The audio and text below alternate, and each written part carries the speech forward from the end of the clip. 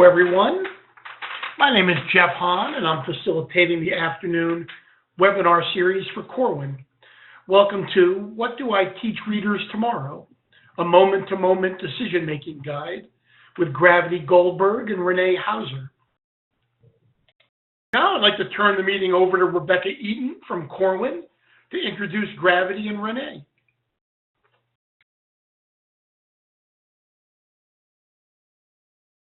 Hi, this is Rebecca Eaton. I'm the Executive Marketing Manager at Corwin Literacy, and I've had the great pleasure of working with Gravity Goldberg and Renee Hauser on marketing their new series, What Do I Teach Readers Tomorrow? There's one for fiction and there's one for nonfiction.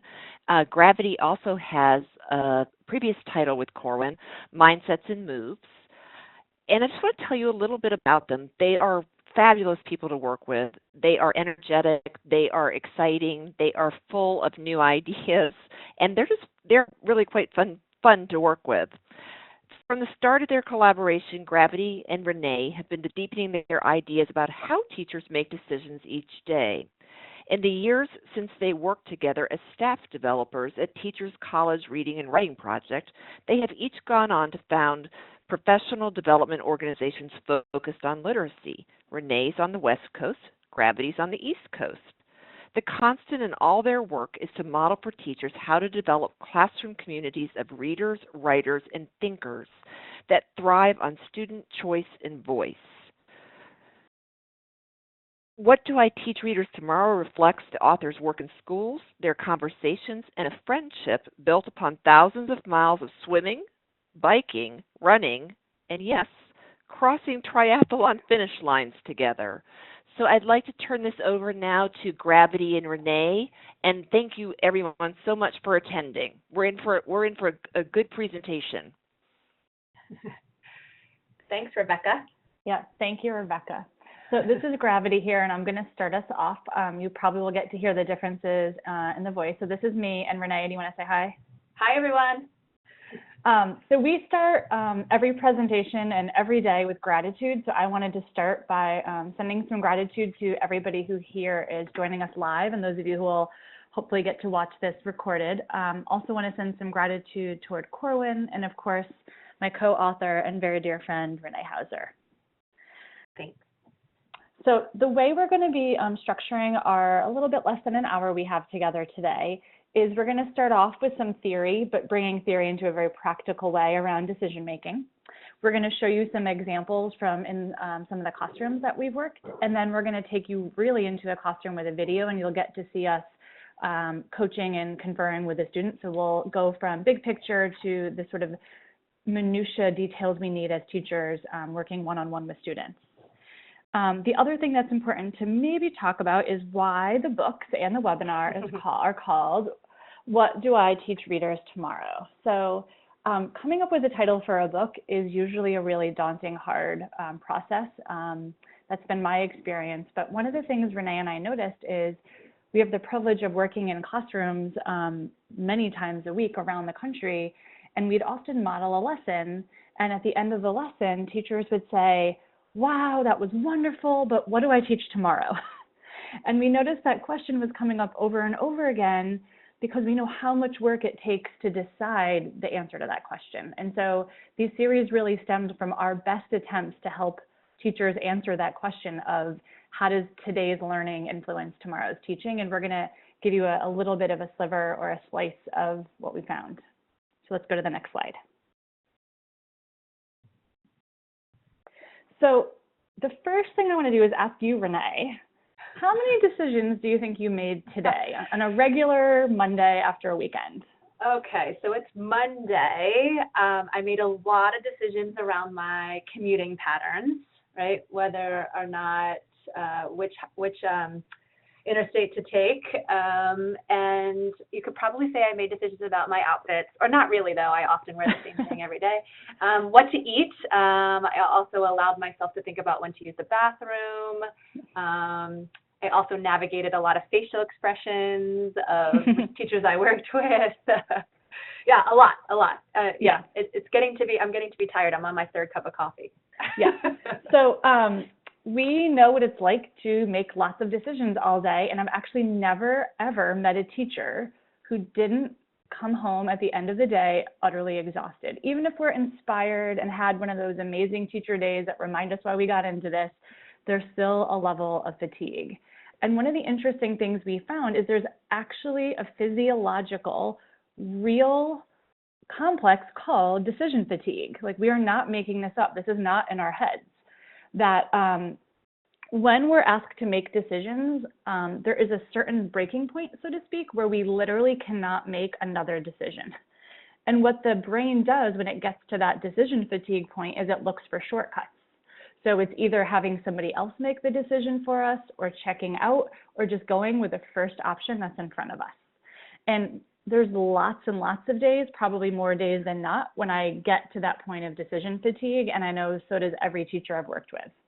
And so we often don't call it decision fatigue, even though that's the technical term for it. Out of some of the research out of Harvard, it might sound more like this, like, I don't have enough time in the day, everyone feels that way, or I have too much to teach, or I have too many resources, I can't possibly look through them all. Or I have no resources at all, and I have to look everything up and create it all myself. Or I keep reteaching these lessons and they're not getting it. And it creates stress and exhaustion and sometimes anxiety. And we love teachers and want to help with this. Selfishly for ourselves, we were interested in this research to how to help ourselves, but also to help the teachers we work with. And so a lot of what we're going to share today from our books and in this webinar are some of the ways we can streamline our decisions so we can focus on the decisions that matter most and not the ones that drain us and leave us making poor decisions often later on in the day.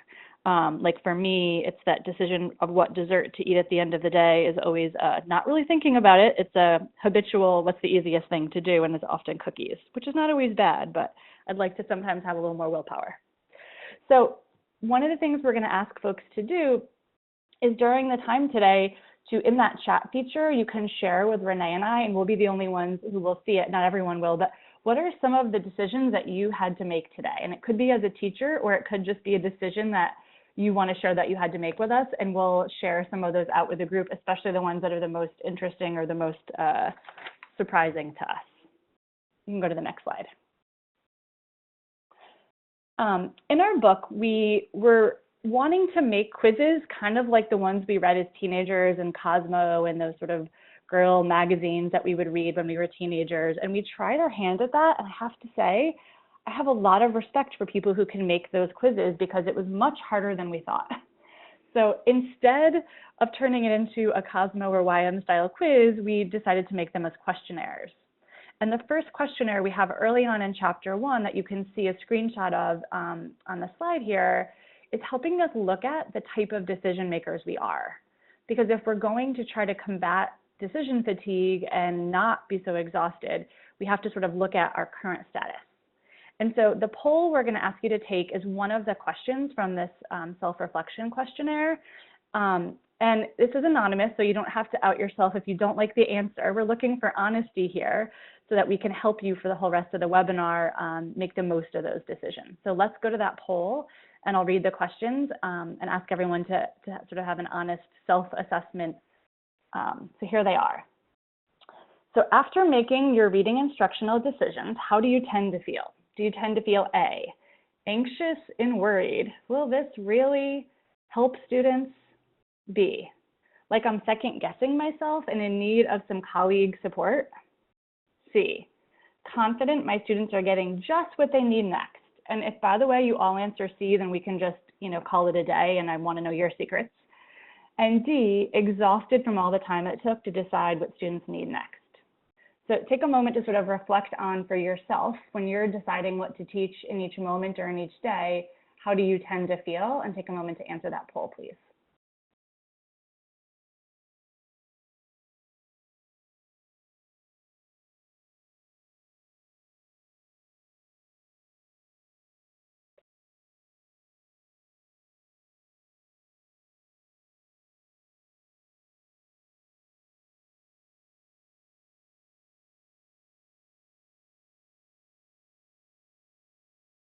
And we'll show the results in just a moment as people are filling it out.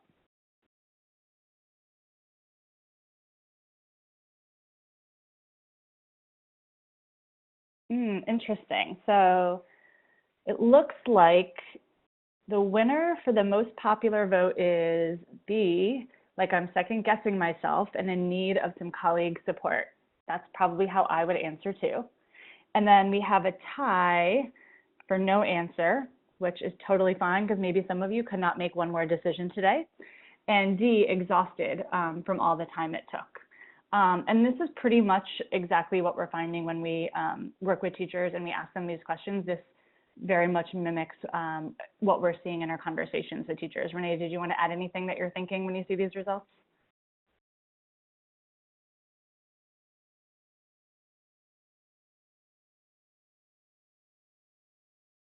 Renee, are you muted? Yep, I don't know how to get back. Okay. All right, there you go. Yep. Renee. There I am. Sorry, thanks about that. Yeah, I feel like I was with the growing ed team today, and a lot of us asked that question, am I making the right decision? So it would fall in line with what people are thinking about today with them second guessing. Yeah. So what we're going to share, we don't have like the magic bullet. If we did, we would all be like on our yachts that I would be sailing us to our private island.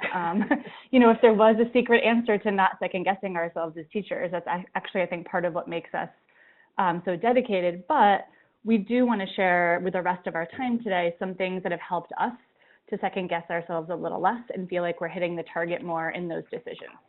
So let's take them through some of our tips and what we found out and our strategies, Renee. So let's go to the next slide. Yeah, so we are thinking a lot about this question of how do we triumph over decision fatigue. Boy, do we make a lot of decisions. Gravity, I thought a lot about it too, right? Like who in our classrooms, who gets to go to the bathroom when, who gets to sit next to who, right? What book should I teach? Somebody just wrote in thinking about a decision they made today of like, is this the best text I can use to teach this? When do I get to go to the bathroom? We once read a study that teachers make up to 2,000 decisions a day. So, what's the average? That's a lot of decisions per minute. And so Gravity and I think a lot about this all the time. And when we were working on looking at some of this in the research for this series, we reread Malcolm Gladwell's Blink. And many of you probably read Malcolm Gladwell's Blink, but he popularized this concept of thin slicing. And it became a central metaphor for not only our work in the books, but our work, I think, currently in the field. And this idea of Gladwell urges us to think about that we all thin slice in our lives. He refers to a lot of examples in the chapters of the book. One that stood out to Gravity and I as athletes is he talks about how a tennis coach has the ability to determine the trajectory of a serve in basically a millisecond. And it seems instinctual and almost magical, but Gladwell urges us through a lot of his research that tennis coach, because they've spent hours and hours and hours watching tennis and playing tennis, that they're able to make that analysis because they've got a little bit of a gut instinct in them, and they're leaning on their improvisation a little bit. And so it sounds just like, it is really what it just sounds like. We're taking a thin slice, a small part of something we're working on, and we're kind of going with our gut. And when Gravity and I read Blink, in all the life experiences, we couldn't help but coming back to this idea of this happens in classrooms too. We spend hours and hours in our classroom sitting side by side with students, getting to know students, getting to know our colleagues, getting to know our own professional study. And so in a sense, we started thinking about this, bringing this idea of thin slicing into our schools. Something we think about is that, a lot of our teachers we work with are a little bit overwhelmed with data. Sometimes the reality of schools tends to be data-rich, information poor. And so that sometimes is daunting and overwhelming, and kind of like what Gravity talked about earlier is like sometimes that we want to back out of decision making then because we're just looking at piles and piles and piles of assessment. And what we're suggesting through the help of an inspiration of Gladwell and other theorists who've made this concept popular is that really we want to encourage you to think about assessment as a way of being, rather than collecting one more piece of paper. Not that that paper is wrong, but rather than collecting piles and piles of it and just kind of setting it aside, we really do think that every interaction with students becomes an opportunity to assess them. And when we have those hours of sitting next to kids and listening and talking to them, we're able to use that to, in a sense, get a glimpse, a thin slice, so to speak, and use that information to make a really targeted teaching decision so those students are, in fact, learning. So let's go to the next slide. Renee, I just thought of something, and I'm a literacy person, not necessarily a math person, but I know that Malcolm Gladwell talks about the 10,000 hours as part of what you need to be able to thin slice, and you also mentioned that teachers make about 2,000 decisions a day. So that makes me think that in about 5 days, teachers have gotten those 10,000 decisions under their belt. So part of it is just, I think, learning to trust that all the decisions we've made, whether you've been teaching for 6 months now or 6 years or 26 years, that you know what your kids need. And that's such an important part of that thin slicing, right? Is like trusting our gut and trusting all those hours and experiences that we've had. Absolutely. Nice math work, Gravity. Yeah. Well, hopefully that was accurate. So with all those hours and thinking that one of our main goals is to cut down or to really be the more strategic in our decision-making process, Gravity and I started to look at what it is we were doing in classrooms. So through the story of the title of our book, Gravity mentioned, we spend a lot of time in classrooms. And when people were asking us that question, how do you know what to teach next? We started in our conversations together to really study our process along with you all, along with the teachers we were studying. And one thing that Gravity and I like to do is we like to put systems on things. So we started to look at the patterns that were coming up in our teaching. And we came up with this 4-step decision-making process that we have found has kind of created some consistency in our teaching. And one less decision to make, how to make our decisions, right? Exactly. So if you take a look at what you see on the slide here, to make it really quick and easy to remember, we think of it as look, listen, identify, and decide. Because reading is invisible, we thought about how can we make reading visible to ourselves. And so we thought about if one of the steps could be looking at what kids are doing in their reading notebooks or on their sticky notes that reveal the thinking work that kids are doing in their reading. And so using writing about reading to make reading visible as a way to build on what kids are already doing. The second step in our process, or another step in our process, is listening into those conversations readers are having with one another, either in their partnerships, in their clubs, or their whole class conversation, or even with you. And what do their conversations reveal to us about their thinking patterns? And so through steps 1 and 2, you'll find out that kids are doing a lot of thinking in their reading work. And so we want to build on what kids are already doing, which leads us to step number 3, which is the identifying phase, or the identifying step in the process. So what kind of thinking are kids doing in their reading? And Gravity is going to talk us through a little bit of that in the next couple of minutes. So then the last step would be to decide. So what type of thinking do I want to teach next? So this is almost like the teaching step of the process. And we'll talk a little bit more about that step too later on in the slides. And so all of this decision-making process does, like Gravity talked about earlier, kind of free up a little bit of our brain space. And it just feels nice to have something to lean on, a consistent approach to lean on, so that we're not frantically scrambling, looking for, the next thing to teach. It helps us kind of take a big, deep breath. It gives us a little bit more time to spend with students, and they're kind of giving us what they need to teach. And it really frees up more brain space for our teaching minds. And I think, therefore, it brings clarity to our teaching. And so kids ultimately benefit from having systems around this about some decision-making process. So it's been working really well in the field. And Gravity is going to talk a little bit next, if we want to go to the next slide. Well, Renee, actually, I want to say one thing. You know me, I always have something else to say. Can we go back for 1 second? Yeah, do it. So when I look at the list, like the first word, the action in each of those steps of look, listen, identify, decide, the thing that I love, or one of the things I love, is the only one that maybe is newer is the third. Because every teacher I know is looking at their kids' work. Every teacher I know is listening to what their kids have to say, and every teacher is making decisions. So what I think like the piece that we really are going to spend a lot of time on in this webinar is the identifying from the looking and listening, what is a type of thinking. And the good news, I'm going to give a preview, is there's only 3. So I think that that's an important part to think about is often, and we'll talk about this in a few slides, we don't know what we're even looking for when we are looking and listening. So I think that's an important part is we're not adding to what teachers are doing. We're basically just helping us do it with a little more clarity, like you said. Yeah, framing what we're already doing. Absolutely. Okay, now we can go to the next slide.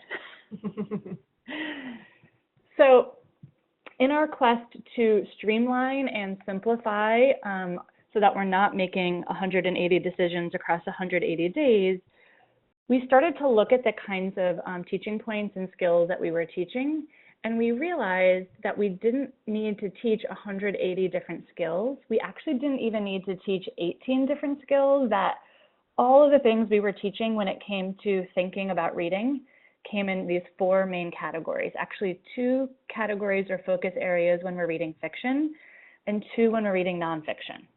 4 seems so manageable, like 4 slices of pizza or pie or cake or whatever those slices could be. Or in this case, 4 pieces of a puzzle.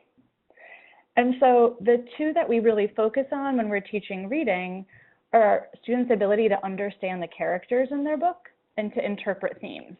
I'm just going to pause there for a moment because some of you might be wondering, like we were, but what about all those other things that we teach? When do we teach those?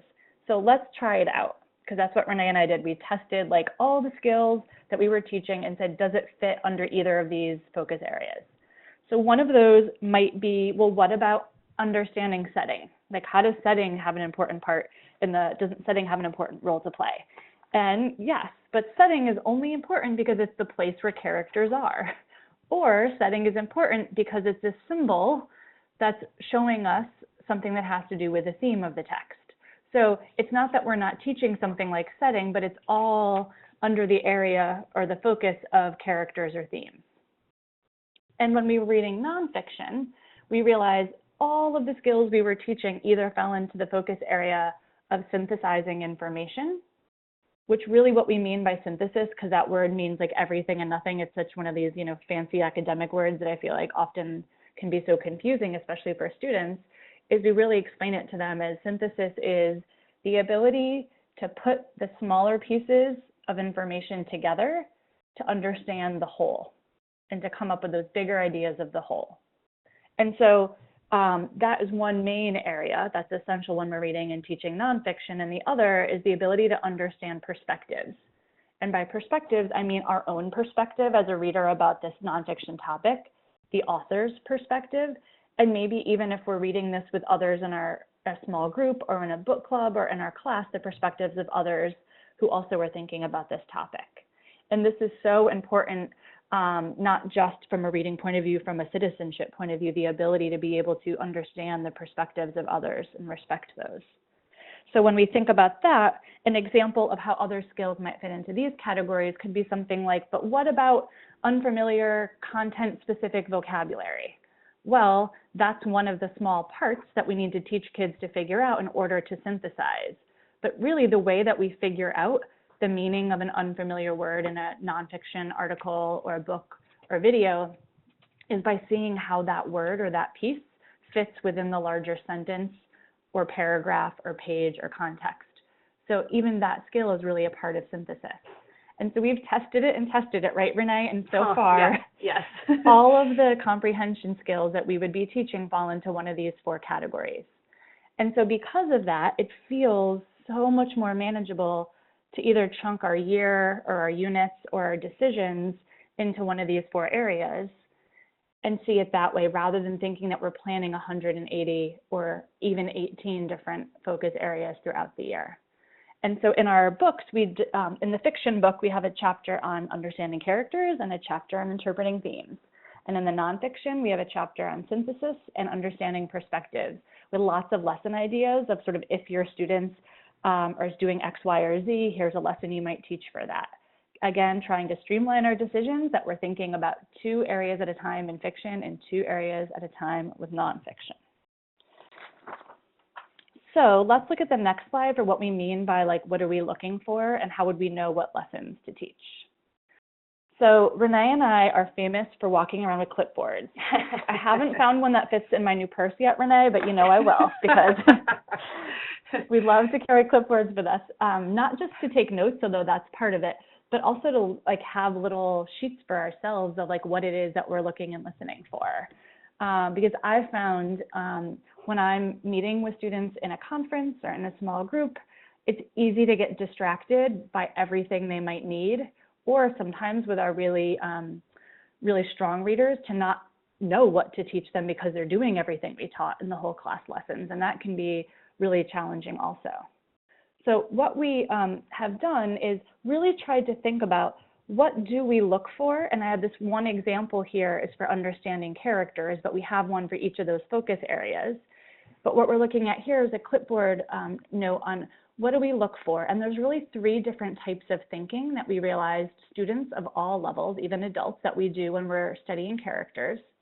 And what this does is, while we're looking at thinking, it allows us to look at thinking and not the actual book the student is holding when we don't know the book. Because probably after, I don't know what to teach tomorrow, the second most prevalent question or comment that teachers say is, how do I know what to teach if I haven't read their book? And I totally get how that can be really a huge shift for a lot of us. And so instead, one way to think about it is, we're not teaching the book, we're teaching kids how to think about, in this case, characters. So what we're listening for or looking for is the type of thinking. And there's 3 main types, like I said: right now thinking, over time thinking, and refining thinking. And what we've done, and this is an example of a page right from the books, is we've put what you can look for and what a reader might say on here, so that when you are looking and listening, like Renee mentioned in the steps in the decision-making process, you kind of have some ideas of what that could be. But I want to use the next slide to make this less theoretical and a lot more practical and understandable. So one of the things that Renee and I love to do is relate reading skills to everyday life skills. And so this was inspired by reminiscing to, oh gosh, well over a decade ago when we were single living in New York City and we were dating. And so the 3 types of thinking that we do when we think about characters are just like the 3 types of thinking we do when we think about people in our lives. So let's start with right now thinking. So right now thinking is when we're thinking about characters or people, but we're only basing our thinking on what's happening right now in the moment of the text or the experience. So it might sound like this. Imagine you're on a first date and you're thinking this: I love this guy, he is so sweet.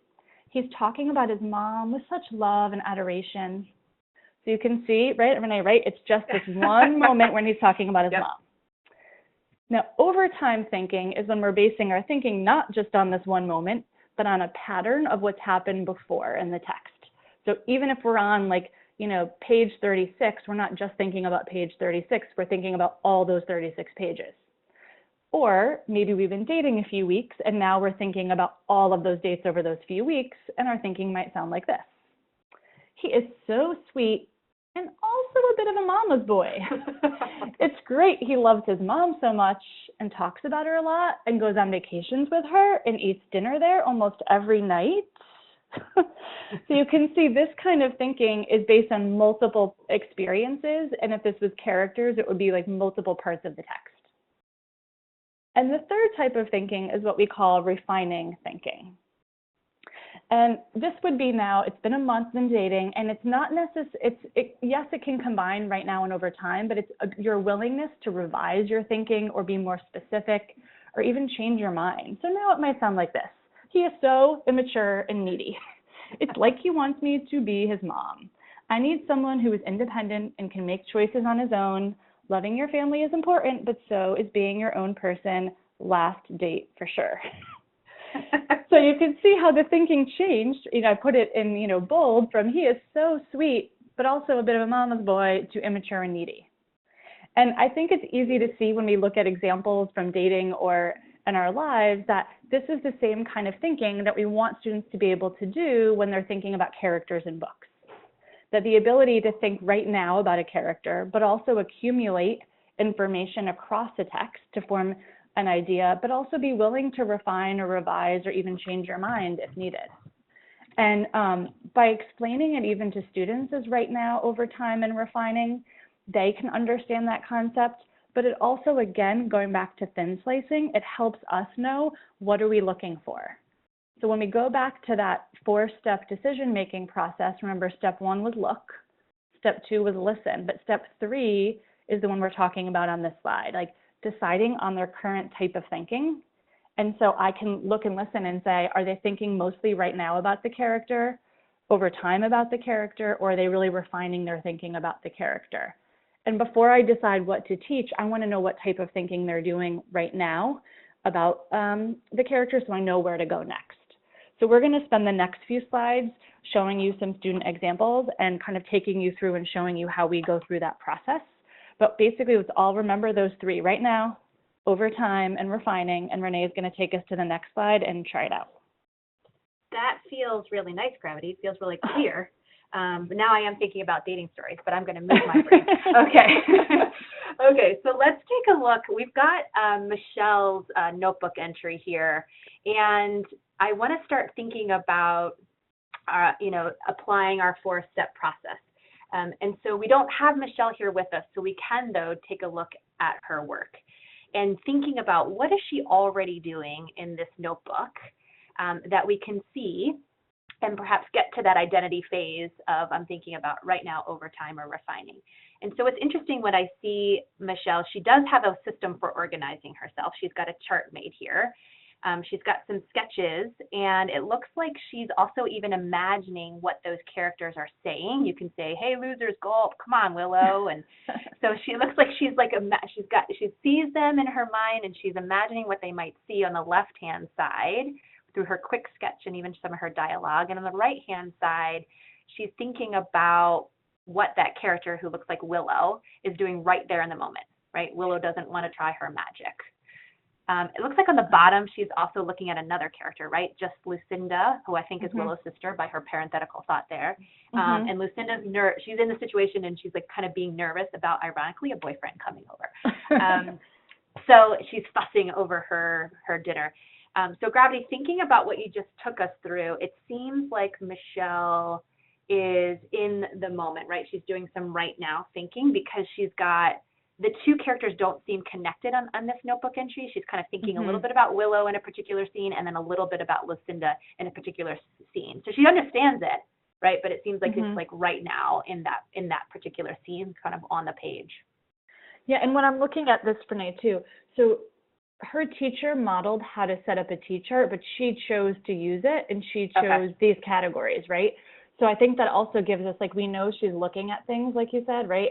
And we know she's thinking. So this isn't like a graphic organizer that her teacher told her to fill out. So that's why we know she is having these thoughts. But I see what you're saying. It seems like it's just, she's not basing this on the past at all. It's just what's happening like right now in the text. Yeah. Right? And I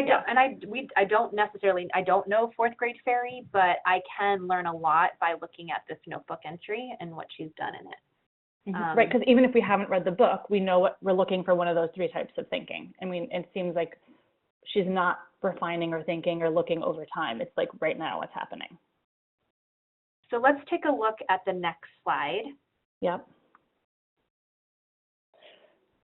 So these charts we put all in the book. This is a photograph from one of sort of breaking that down into like, what is it that the reader said or wrote? And then what do we notice about that and what type of thinking? And this is what we agreed on, what we thought it was right now thinking, because she's thinking about the character's feelings in one scene, right? And she's thinking about each of these characters and what's motivating them, but as separate, not of how they necessarily are relating to one another. And so one of the things I just want to keep pointing out that I know you mentioned too, Renee, is we're starting from strengths. And those who are listening who read Mindsets and Moves know that's, all the research of how important it is to first look at what students are doing before we go to what to do next. So before we even do that decision about where we're going, like you said, we know she's doing right now thinking. And in just a few slides, we will show you how do we decide the next part. But we don't want to skip through the identify because this is the crucial part sort of everything in the 4-step process. So let's look at another student example on the next slide. So this is a middle school student. And I am going to read this in case some people are having trouble sort of seeing her entry. I'm going to quickly read it for us and show you how we go about figuring out, again, and understanding characters, the kind of thinking she's doing. So this student is reading Divergent, one of my favorites, and this is what she wrote. This is how I think Tris would look because of the descriptions in the book. She was part of the abnegation faction, so her face is very plain and simple. She has brown hair, which is wavy. Her eyes are described as stunning and mesmerizing. She's a very confident individual, so I did my best to portray that in my design. She's very beautiful but mysterious, which is what I believe makes her so relatable. I also believe that her being so different from everyone creates an aura which everyone is naturally attracted to. Being divergent is described as dangerous, but I would think it would be fun to be different from the societal norms. I was a little bit distracted by the words aura and societal norms, so she's using some very precise words. I need a little more information, so luckily we got to listen to her talk to her partner, and I'm going to read a little bit of this transcript so we can also hear what she said. So we're looking and then we're listening. So Margaret is the student whose work we just looked at, and Margaret says to her partner Olivia, "Have you read Divergent yet?" And Olivia, "Yes, I read the first book twice and the others in the series once." Margaret, "Well, I was picturing what Tris looks like and I drew it here." Olivia, "I pictured her really pretty and tall too." Margaret, "Really? But the author says she's in the abnegation faction and they're really plain, kind of like Amish people. I pictured her pretty but super plain, like no makeup and no jewelry, and her hair is natural and long." Olivia, "I guess you're right. I was thinking more about how she looks later in the books because she changes and..." Margaret, "Stop. Don't tell me what happens. I'm not done yet." And I love how Olivia smiles and nods. Veronica Roth, that's the author, says that Tris is divergent later on in the book, and that did make me picture her differently. Like she was plain, and also her eyes must look different, and the way she moves might be different. Like I pictured her moving faster and more graceful than the others in her faction. I couldn't draw her moving in this entry, but it was like I saw her like a dancer and more playful than the others in her faction. So first of all, I love that she stops her friend from telling her the ending. But when I'm looking and listening together, and that's why it's so nice when we can do both, to have both kinds of information, it doesn't seem like she's just thinking about one moment in time right now with this character, that she's thinking about when she was in this one faction, the abnegation, and then later on, how she's in this divergent. And those are two different scenes and different parts of the text. And you can even see how she shares with her partner how her thinking changed. And how her thinking sort of developed. So she's definitely not doing right now thinking, but I also don't see like a big idea emerging of like a really refined idea. So it seems like she's still thinking over time about the character.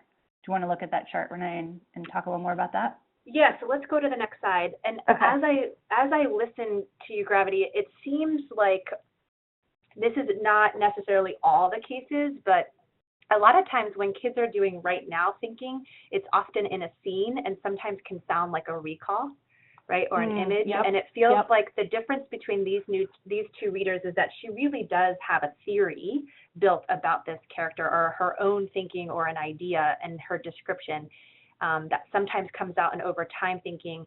And even, with the boyfriend example too, like to get kids into refining seems like they really are in big idea work.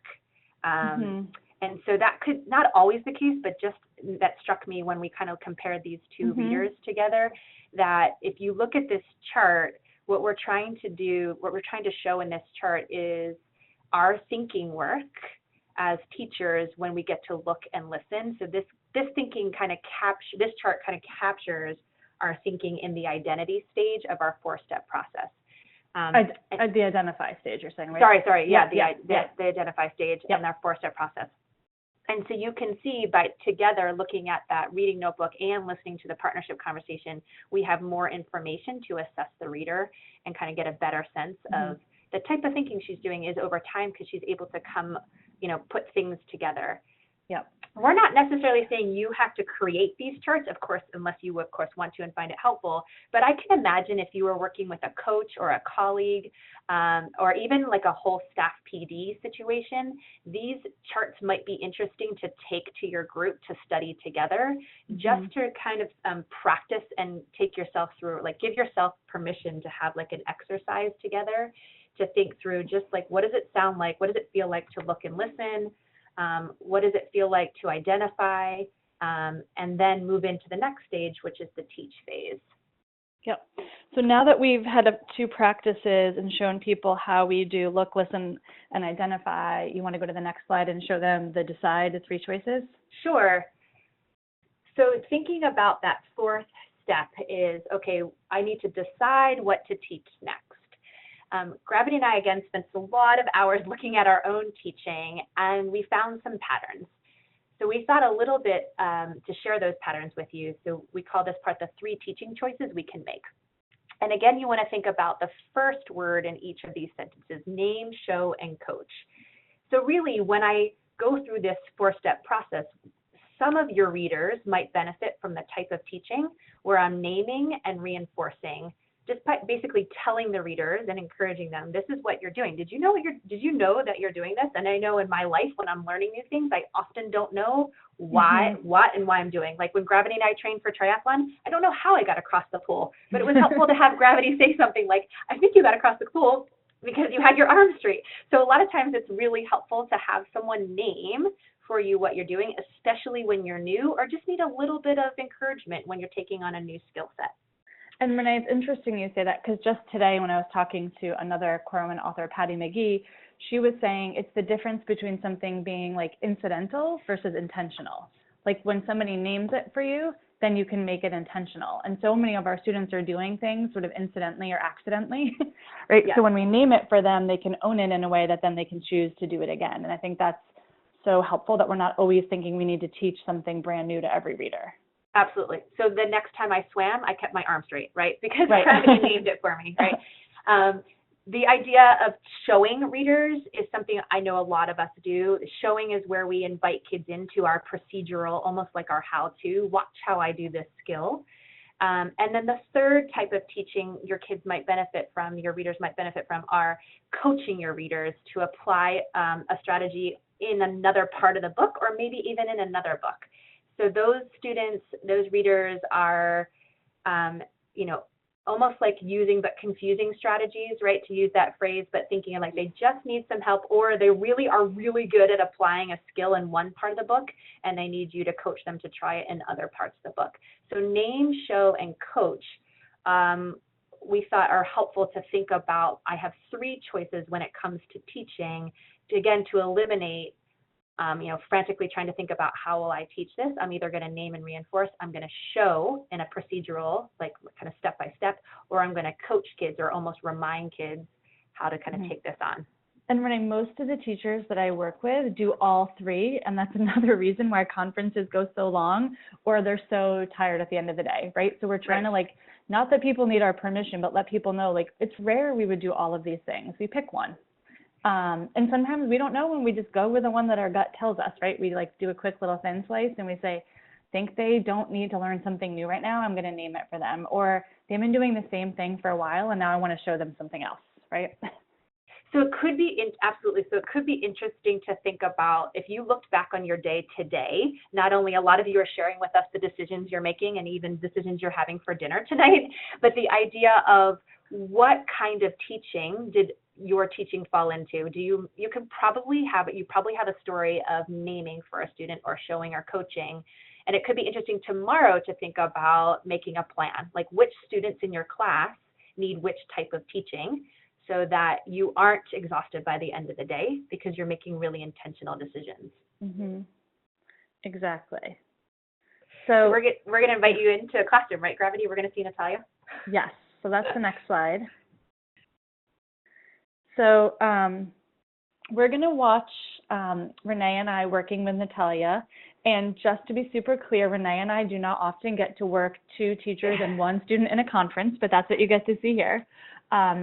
And it's not a full-on teaching conference. It's really an opportunity that we were just doing the first 2 steps in this clip of looking at a notebook entry of Natalia's that she had chosen to write, and then talking to her and listening to what she had to say about her thinking. So we're going to ask all of you to do those first 3 steps with us, of looking with us and listening to what she had to say. And we're going to ask everyone to think about what are the types of thinking that you think she's mostly doing. Is she mostly thinking right now about the characters, over time about the characters, or is she even refining her thinking about the characters?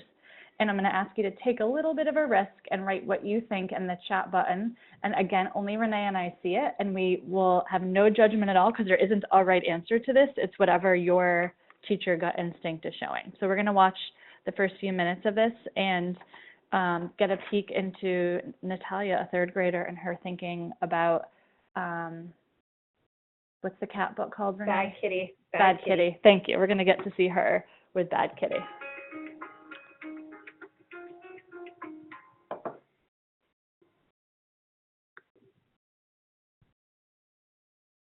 Natalia, you're reading Bad Kitty, Drawn to Trouble? Yes. Wow. Grab it.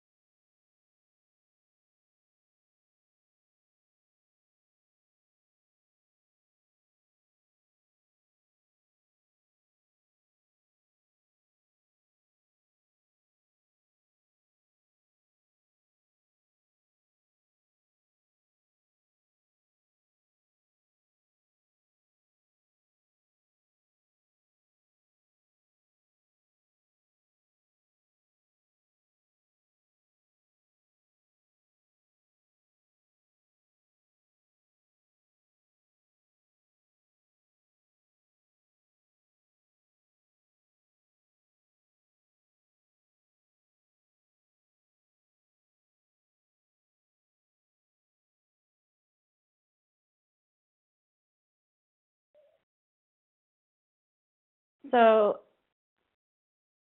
some of you are writing in the, So in the chat feature, some of you are writing down what you think the type of thinking is that she was mostly doing. So I'll just give everybody another 10 or 15 seconds to see what type. So remember, is she thinking just right now on this one moment of the text? Is she thinking over time across multiple parts of the text? Or do you think she has a thought that she's sort of coming back to and revisiting and trying to refine? So we'll give everybody a moment, and it seems like... Can we go to the next slide? That might be helpful too, to see. Yes. Thank you, Renee. So we looked and listened. So you're thinking about what did you notice she said? And then we're going to name what it is that we think she's currently doing, the type of thinking, and then decide where to go next. So by looking at the chat, it seems like most people think she's doing some overtime thinking. Yep. Because she wasn't just talking about this one part of Bad Kitty. She was like, well, Bad Kitty is doing this, and Bad Kitty, you know, like she was seeing there was a pattern about Bad Kitty. And so because of that, then we have, of course, the final question. So what do we teach next? Do we name that for her? Like, you're doing some thinking across time or over time about this character, and here's how you're doing that. Or do we show her how to refine her thinking, because that's a type that she wasn't doing a lot of? Or do we show her how to do that same kind of thinking in a whole nother text? So, I mean, it's a little bit of a judgment call, right, Renee? It's like whatever our gut is telling us and knowing Natalia of what we would do. So luckily, when we decide, especially if it's showing, like how to show a student what to do next, we have a bunch of lessons in the book that help people sort of know, like, if I want to show them another type of thinking, what that might be. So maybe let's go to the next slide to show an example of that. So here's just one lesson that we were thinking about if we wanted to show Natalia another type of thinking, which is thinking more about the dynamics between characters. And so this is a screenshot of 2 of the pages, and all the lessons are 1 to 2 pages, really short and explicit, because again, we don't want you having to do a ton of time, like, you know, going through pages and pages to decide what to teach. And there's this white part that says thin sliced to decide to teach this tomorrow if you're students. And we tried to put this feature in, and it's in every lesson, so that you're also figuring out, does this match what my students need next?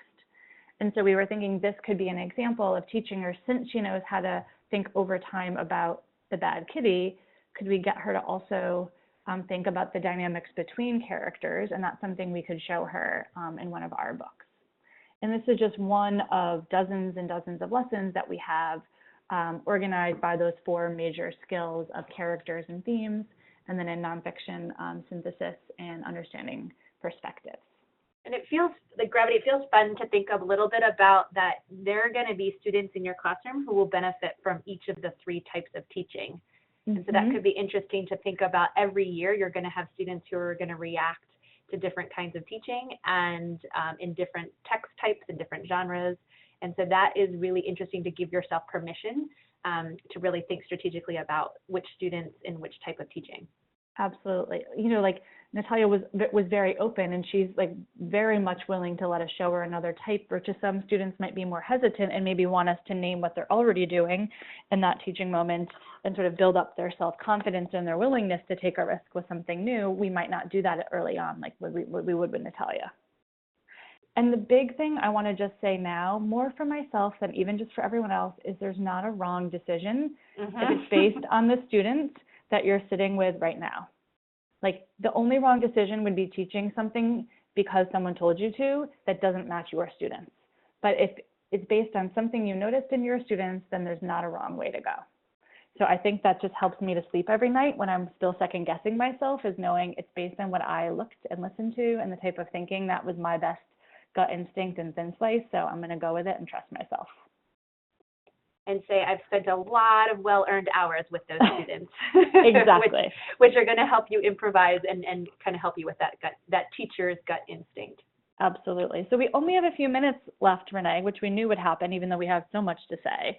So maybe we can go to the next slide and let them know a little bit of like what we didn't get to talk about, but wanted to let people know exists.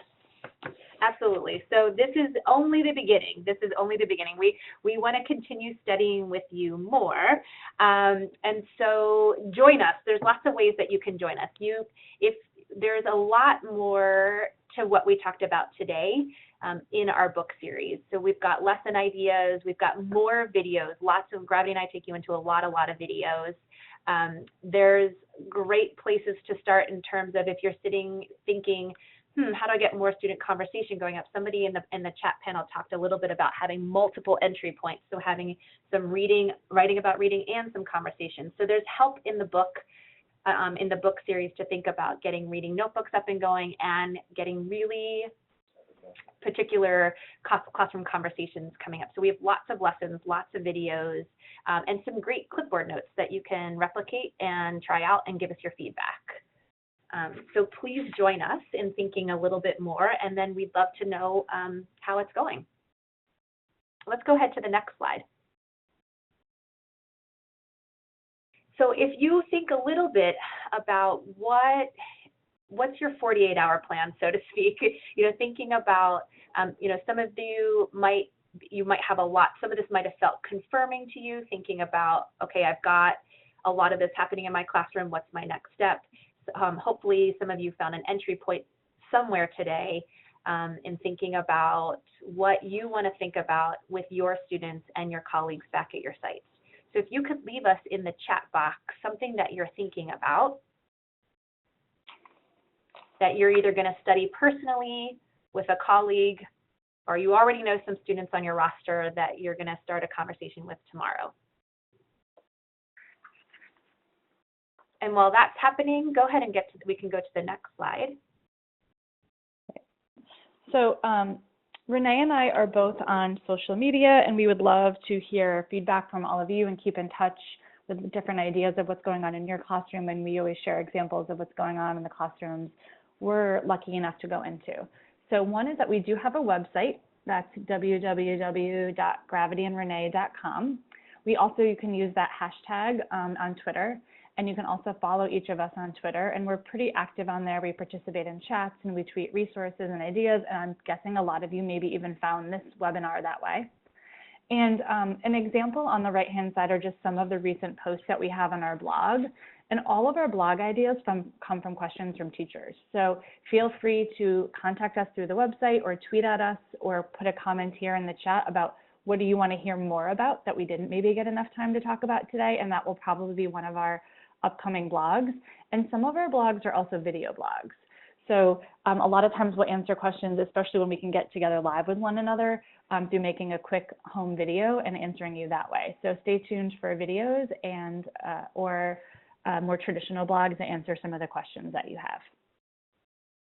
And thanks for all your big ideas. The big ideas are great that you're writing about. It's going to sound exciting to be in your classrooms tomorrow. Absolutely. We're looking at, people are wondering, a K-2 book, yes. We just need more time to finish writing it. And I'm loving getting to see the comments, and probably too many than we have time to address right now.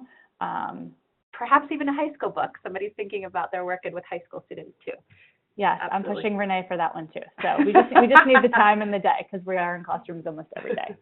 But since our time, speaking of time, is almost up, we want to thank you so much for taking this hour for your own professional learning, for being the kinds of teachers who want to constantly outgrow yourselves in the best interest of your students. And hopefully also, if nothing else, I hope you're leaving tonight thinking about how you can trust your gut just a little bit more, and how you might be able to streamline your decisions to have one less decision to make tonight. So thanks, everybody. Thank you. Hi, so this is Rebecca Eaton, and I just wanted to thank everybody for coming to this wonderful webinar. Weren't Gravity and Renee fabulous? I just love listening to them. And I wanted to let you know that there are two titles, What Do I Teach Readers Tomorrow? Fiction and Nonfiction are both available at corwin.com/literacy. They're normally priced at $33.95. But at Corwin Literacy, we offer a 20% everyday educator discount. So anytime you want to purchase a book with through Corwin Literacy, you will always get a 20% discount, which puts these books at $27.95. Of course, you can also find these books with your favorite distributor or a wholesaler. If you prefer to purchase through Amazon, they're available everywhere. Next slide, please. And Gravity and Renee are available for consulting, and you can learn more by visiting our website, www.corwin.com/literacy. And they're fabulous, as you can tell, and they are in classrooms all over the United States sharing their wonderful ideas. So thank you again, everyone, for participating, and we'll be sending all of you an email within a couple of days with a link to this webinar so that you can share it with other people. Feel free to distribute it. You can watch it again yourself. You can go back to your favorite slide and maybe remember something that you may have forgotten a couple of days from now. So thank you again.